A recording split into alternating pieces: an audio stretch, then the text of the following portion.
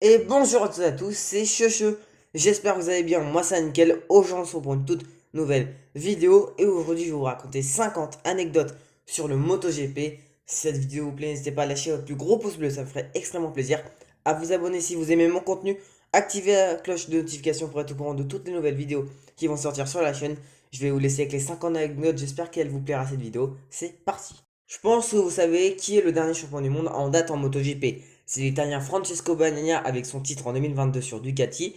Mais est-ce que vous savez qui a gagné le premier championnat du monde de MotoGP qui s'appelle encore Continental Circus? Et bah c'est lui, Leslie Graham avec son AGS. Le Britannique est donc parvenu à s'emparer du tout premier titre de champion du monde de l'histoire. Donc il est rentré dans la légende du MotoGP. Et c'est donc lui le premier champion du monde de toute l'histoire. On vient de voir qui était le premier champion du monde de l'histoire du MotoGP. Et bien le premier vainqueur de l'histoire du MotoGP, c'est lui, Harold Allen, sur Sam Norton. C'est aussi un Britannique qui a donc remporté la première course et qui s'est battu contre Leslie Graham au championnat de 1949.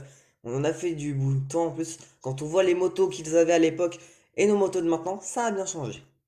Est-ce que vous saviez que le Tourist Trophy était au calendrier du MotoGP? Entre 1949 et 1977, ce circuit mythique sur l'île de Man et cette dangerosité étaient donc au calendrier des Grands Prix. Ça fait quand même 28 ans. Bon, heureusement qu'il est plus au calendrier maintenant parce que je pense qu'on aurait peut-être plus de pilotes pour le MotoGP. Le Grand Prix de Catalogne 2009 est une des courses les plus mythiques du MotoGP, avec la victoire folle de Valentino Rossi face à Jorge Lorenzo dans le dernier virage du dernier tour du Grand Prix. Ça a été une course folle. Et à la troisième position, nous retrouvions le pilote australien Casey Stoner. Mais ce qui est encore plus fou pour Casey Stoner, c'est qu'il avait terminé troisième en étant malade. Il aura même vomi dans son casque durant le Grand Prix. Bon, anecdote assez dégueu, mais assez marrante parce que, bon, faire podium en étant malade, je pense pas que beaucoup de pilotes maintenant réussiraient à le faire, surtout en vomissant dans son casque. La Red Bull Rookies Cup, un championnat du monde junior qui a vu passer du très beau monde dans ses rangs. Je pense à Lorenzo Savadori qui a roulé en MotoGP, Pedro Acosta qui a roulé en MotoGP et plein d'autres pilotes. A eu comme premier champion de cette Red Bull Rookies Cup en 2007 un certain Johan Zarco. Et ouais, maintenant il est en MotoGP chez Pramac et on attend toujours sa première victoire. Au moment où je tourne la vidéo, il n'a pas encore gagné. J'espère que plus tard, pour ceux qui voient la vidéo, il l'a gagné. Le pilote qui a gagné le plus de courses en MotoGP, et bah ça c'est simple, c'est Valentino Rossi qui a gagné 89 victoires en MotoGP dans la catégorie Rennes. C'est quand même assez impressionnant, mais je pense que des pilotes comme Fabio Quartaro ou Francesco Bagnaia peuvent encore le rattraper, même si ça va être difficile. Le pilote qui a gagné le plus de titres en MotoGP, ce n'est pas Valentino Rossi dans la catégorie Rennes, ce n'est pas Marc Marquez, mais c'est évidemment Giacomo Agostini avec 8 titres. Il dévance de 1 titre seulement Valentino Rossi qui lui a 7 titres et de 2 titres Marc Marquez qui lui en a 6.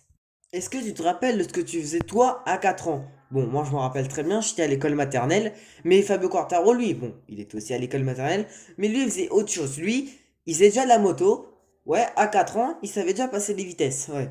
Alors que certains apprennent à passer les vitesses juste avant de passer leur permis à 18 ans, bientôt 17 ans, mais quand même, Fabio Quartaro, bah, qu'est-ce qu'il est précoce comme gamin? Les deux photos que je vous montre, elles ont 12 ans d'écart. À gauche, une photo prise en 2009 où Valentino Rossi était chez Yamaha Officiel et remportait son dernier titre de champion du monde dans la catégorie MotoGP avec Fabio Quartararo qui a réussi à prendre une photo avec son idole. Et à droite, les deux hommes se sont échangé leurs casques. Et petite chose assez drôle, Fabio Quartararo était chez Yamaha Officiel et a remporté en 2021 son premier titre de champion du monde. Et Valentino Rossi, lui, en 2021, a arrêté sa carrière en MotoGP. En 2015, la bataille fait rage entre les deux pilotes Yamaha officiels du moment, Valentino Rossi et Jorge Lorenzo. À Sepang en 2015, Marc Marquez va se battre avec le pilote italien pour, ce sont évidemment des rumeurs, mais empêcher le pilote italien de marquer quelques points en plus par rapport à Jorge Lorenzo pour le titre de champion du monde et pour que le pilote italien ne soit pas champion du monde. Mais le pilote italien, donc Valentino Rossi, va le pousser à un moment dans un virage avec sa jambe et fera tomber Marc Marquez. Et ce qui est triste, c'est que malheureusement, Valentino Rossi écopera d'une pénalité pour le Grand Prix de Valence, dernier Grand Prix de la saison. Il devra partir de la dernière position sur la grille. Il perdra le titre face à Jorge Lorenzo de quelques points au championnat. En 2011, pour le Grand Prix du Portugal sur le circuit d'Estoril, qui est la troisième manche du championnat du monde 2011, Jorge Lorenzo reviendra sur un moment qu'il a eu avec Marco Simoncelli lors du Grand Prix de Valence 2010. Bon, ça fait un an. Il reviendra donc sur un dépassement que le pilote italien aura fait sur le pilote espagnol dans le dernier virage, un petit peu limite selon Jorge Lorenzo, qui dira même qu'il a failli tomber, que c'était un peu dangereux. Ce qui repliquera d'ailleurs Simoncelli en disant I will be arrest, ce qui veut dire on va m'arrêter. Toute la salle rigolera, sauf Jorge Lorenzo qui lui sera un petit peu énervé. Grand Prix d'Espagne 1996 sur le circuit de Jerez. Alex Révillet et Mick Doohan se battent pour la victoire finale. les fans sont tellement à fond dans la course que à 2 tours de l'arrivée, ils décideront d'envahir la piste, ouais.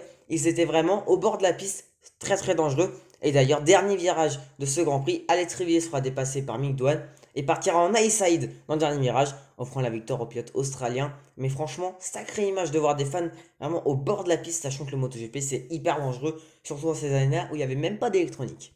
Est-ce que vous savez pourquoi Valentino Rossi porte le numéro 46 depuis le début de sa carrière? Même là, quand on le voit en GT avec BMW, il a ce fameux numéro 46. Et bah c'est en hommage à son père Graziano Rossi, qui lors de la naissance de Valentino Rossi en 1979, était lui aussi pilote en Grand Prix et portait le numéro 46. Voilà, bel hommage pour son papa. On passe au Grand Prix de Finlande qui n'a jamais eu lieu. Et je vais vous expliquer pourquoi.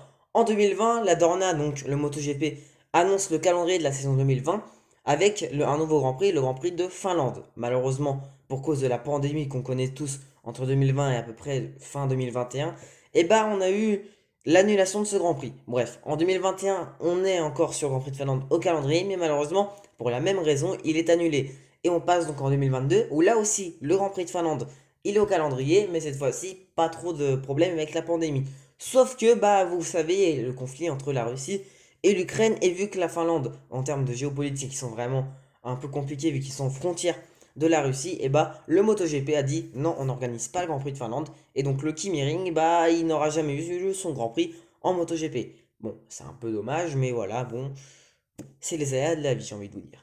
Grand Prix d'Australie 2011. Jorge Lorenzo chute dans le dernier virage et se coupera le petit doigt.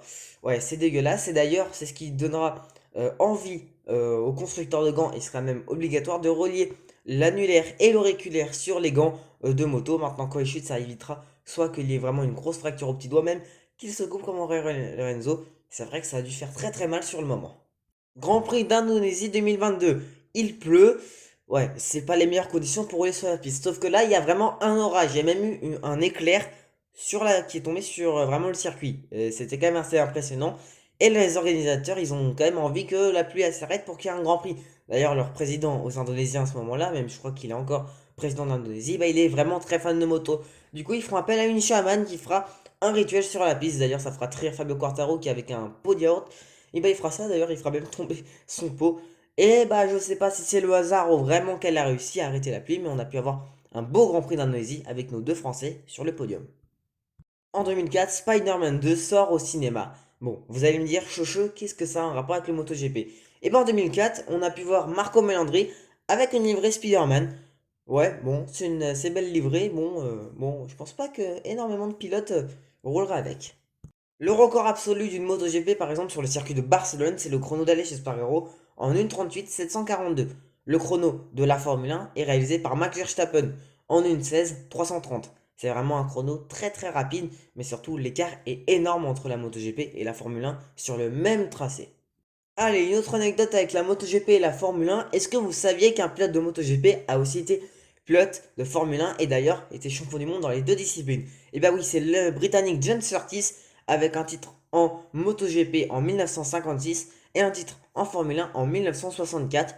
Ouais, bon bah le gars il était bon quand même dans les deux disciplines. C'est assez pas mal. Et petite anecdote, mais est-ce que vous savez que Valentino Rossi avait un tatouage? Et ouais, il a une tortue, animal qu'on considère quand même de très lent, alors que Valentino Rossi va à plus de 300 sur une moto. Assez cocasse. Si je vous dis Argentin à Barcelone, vous devez me dire Lionel Messi. Et ben moi j'en ai un autre et en plus c'est pour la moto. C'est l'Argentin Gabriel Rodrigo qui est donc de nationalité argentine, mais qui est barcelonais. Voilà, donc il est né à Barcelone. Voilà, donc on a au foot Lionel Messi et en moto Gabriel Rodrigo. Grand Prix de Valence 2018, catégorie Moto 3. John Anju, pilote turc, fait une wildcard étant champion du monde de la Red Bull Rookies Cup. Bon, il pleut et John Anju, il est plutôt à l'aise sous ces conditions. Et d'ailleurs, il suivra Tony Arbolino qui a un rythme exceptionnel durant cette course. Sauf que Tony Arbolino ira à la chute, ce qui offrira à John Anju une victoire pour une wildcard pour sa toute première course de sa carrière en Moto 3. Et en plus, il n'avait seulement que 15 ans. C'est le vainqueur le plus jeune de toute l'histoire des Grands Prix. On reste sur la Moto 3, mais cette fois-ci, on part en 2021. Grand Prix de Doha sur le circuit de Losail. Pedro Acosta ira s'imposer pour la première fois de sa carrière. Bon, vous vous dites très belle victoire, voilà, c'est une bonne victoire, c'est bien pour lui, rookie, il doit faire de bonnes choses, mais ce qui est marrant, c'est qu'il est parti des stands, ouais. En plus, avec quelques secondes de retard, il a fait de la voie des stands, il était dans les derniers. Il a remonté en groupe, puis il est remonté jusqu'à la première place. Là, je pense qu'on peut juste dire que Pedro Acosta, c'est peut-être un futur pilote de légende pour le MotoGP. Oh là là, qu'est-ce qu'il est fort. Est-ce que vous avez vu le Grand Prix d'Angleterre 2018? Enfin, le Grand Prix de Grande-Bretagne plutôt. Eh bah, c'est normal si vous ne l'avez pas vu, puisqu'il a été annulé à cause de la pluie, alors que l'Angleterre, c'est pourtant un pays où il s'est quand même réputé, où il pleut quand même assez souvent, parce que le circuit de Silverstone avait fait un resurfacage et que malheureusement, bah, le bitume n'absorbait pas non plus extrêmement bien l'eau, et les dégagements pour l'eau, et bah, c'était pas trop ça. Voilà, on n'a pas eu de Grand Prix de Grande-Bretagne en 2018. Allez, on va remonter le temps en 2006. Grand Prix de Catalogne, donc 2006 sur le circuit de Barcelone, et on va parler de Loris Capirossi qui fera donc un bon départ, mais malheureusement, un concurrent viendra lui percuter son frein sans faire exprès. C'est pas comme Romano Fenati sur Stefano Manzi en 2018 sur le circuit de Misano. Évidemment, Loris Capirossi fera un vol plané et percutera d'autres pilotes. Énorme crash pour ce Grand Prix. Et d'ailleurs, c'est ce qui donnera envie, enfin même obligatoire, les protections de frein. Donc maintenant, si un pilote se fait percuter, vous voyez la protection de frein se lever. Par contre, il ne faut pas qu'il se refasse percuter le frein, sinon ça peut faire une Loris Capirossi. En 2021, Fabio Quartararo remporte son premier titre de champion du monde MotoGP. Mais c'est le premier non-espagnol à remporter un championnat du monde depuis 2011 et Casey Stoner. Sinon, on aurait eu Jorge Lorenzo, Marc Marquez et Joan Mir comme champion du monde. Mais ce sont tous des Espagnols. Bon, Fabio Quartararo est un peu espagnol parce qu'il est quand même parti en Espagne un petit peu pour faire des courses. Bon, il était toujours en France. Et il a vécu un peu en Espagne avec son ancien manager. Mais il est français et ça, c'est pas pour nous déplaire. On retourne à Barcelone avec Fabio Quartararo. Grand Prix de Barcelone 2021. Fabio Quartararo, il est dans les bonnes positions. Il joue même la victoire face à Miguel Oliveira, Jack Miller et Joan Zarco. Sauf que, eh ben, on voit que sa veste est ouverte. Et ouais, la veste de Fabio Quartararo est ouverte.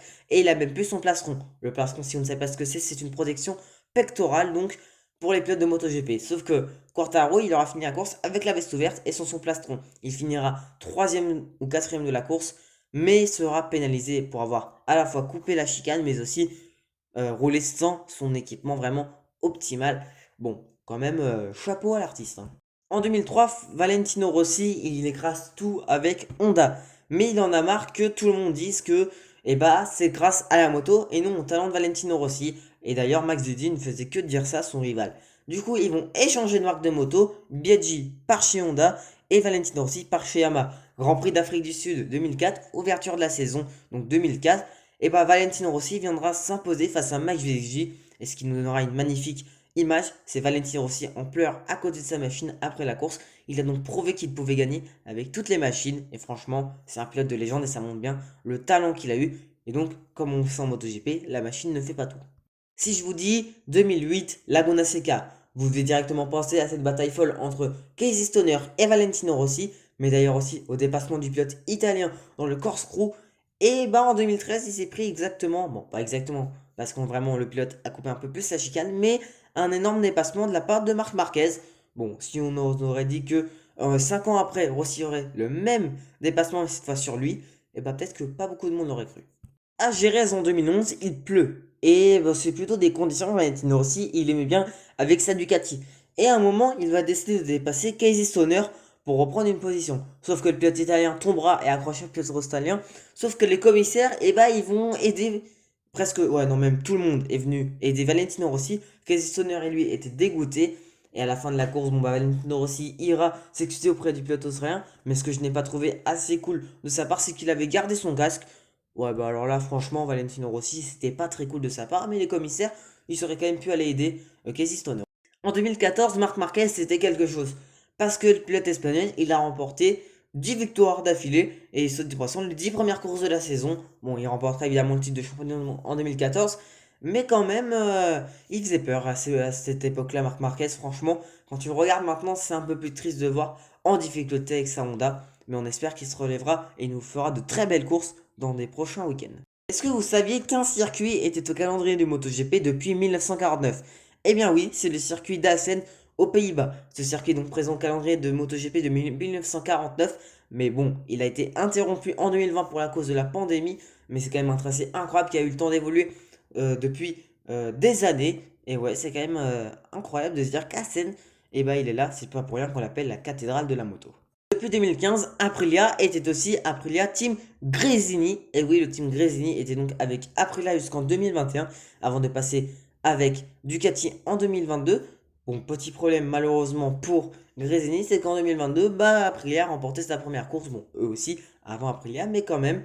Et bah, c'est pour vous dire. Et d'ailleurs, une petite pensée pour évidemment Fausto Gresini qui nous avait quitté en 2021. La vitesse max d'une MotoGP enregistrée sur un circuit est passée de 366,1 km/h et c'est Brad Binder. C'était il n'y a pas si longtemps lors du Grand Prix d'Italie 2023 et c'est pour vous dire que c'est même pas une Ducati alors que quand même Ducati il y avait vraiment une petite époque où c'était les meilleurs euh, au niveau de la vitesse de pointe. Maintenant, bah KTM ont ce record et je pense que avec les évolutions il va vite être battu je pense dans quelques années mais quand même 366,1 km/h, je pense qu'il y a moyen que tu laisses une petite trace au fond de la culotte, si tu vois ce que je veux dire. Si je vous dis Grand Prix du Qatar en MotoGP, vous devez vous sûrement vous dire, bon bah c'est un Grand Prix de nuit. Et bah ça n'a pas toujours été le cas, parce qu'en 2004, et bah lors de la première apparition du Grand Prix du Qatar, et bah c'était 2 jours. Ouais, 2 jours le Grand Prix du Qatar. Alors je pense qu'il quand même, il devait un peu crever de chaud sous leur casque les pilotes. Mais quand même, bon, on est vite passé de nuit, et c'est quand même un circuit très très beau. Je trouve ça plus beau de regarder le Grand Prix du Qatar de nuit que de jour. En 1987, bah, Luca Marini, il vient au monde. Luca Marini, demi-frère de Valentino Rossi, mais en 1997, c'était aussi un heureux événement pour Valentino Rossi et sa famille, parce que tout simplement, le pilote italien viendra décrocher son premier de ses 9 titres de champion du monde, c'était en 125 sur une Aprilia.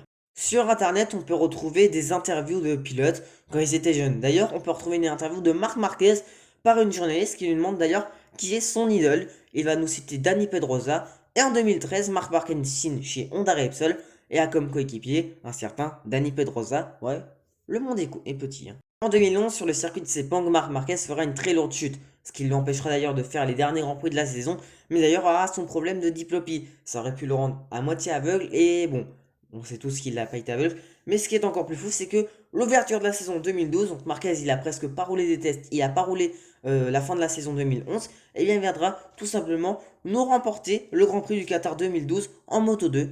Ouais, ce mec est un surhomme, j'ai pas d'autres mots.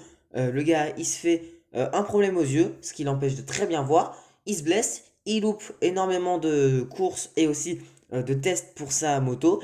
Et finalement, ben, il est même champion du monde de Moto 2 en 2012. Bon, ce gars est incroyable.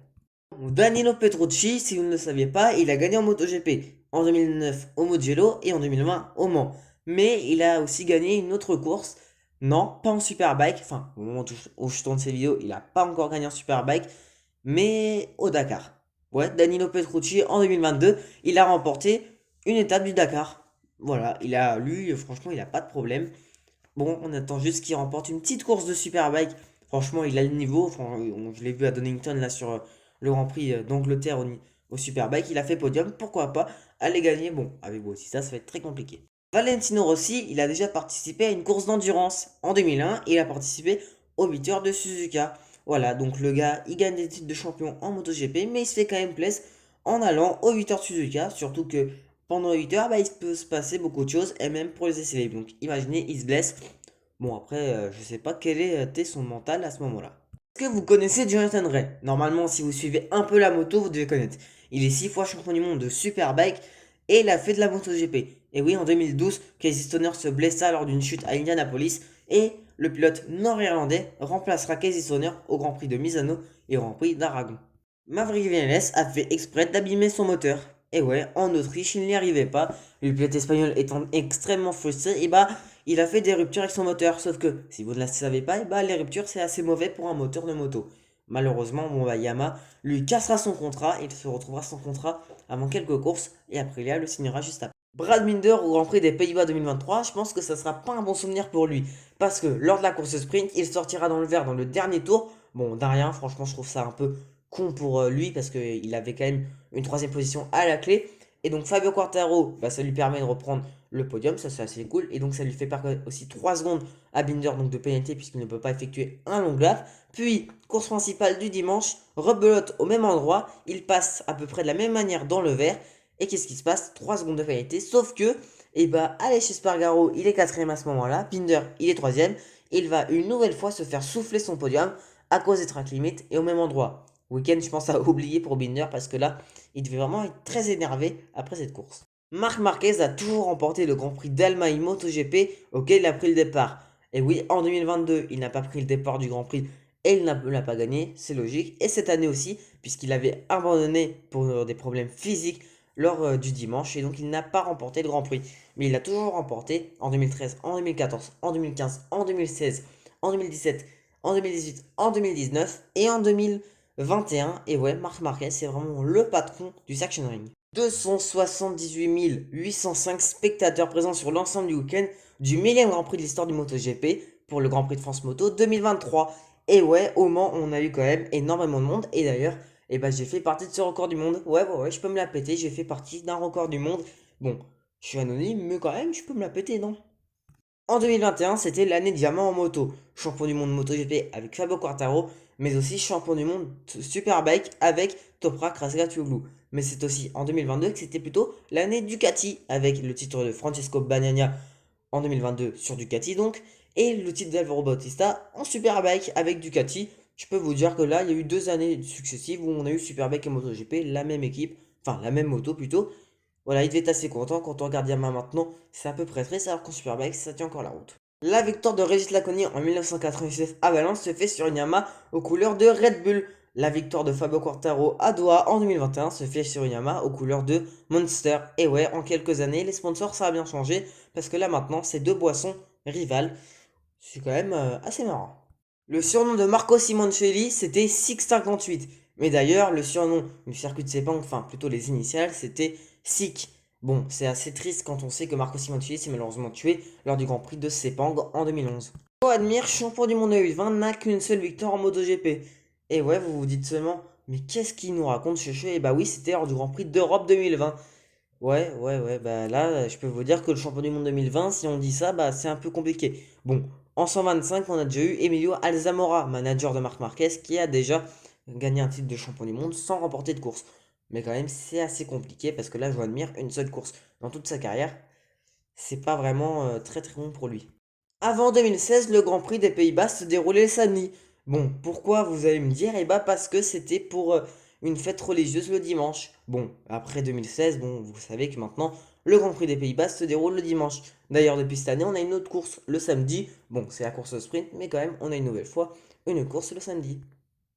Voilà, cette vidéo anecdote est terminée, j'espère qu'elle vous aura plu. D'ailleurs, dites-moi en commentaire si vous voulez un épisode 2. Moi, je serais très chaud de me renseigner encore sur internet. Bon, j'espère que cette vidéo vous a plu. N'hésitez pas à la liker si ça vous a plu, à vous abonner avec la cloche si vous aimez mon contenu. En tout cas, c'était Chuchu. Moi, je vous dis à bientôt et ciao dans une prochaine vidéo.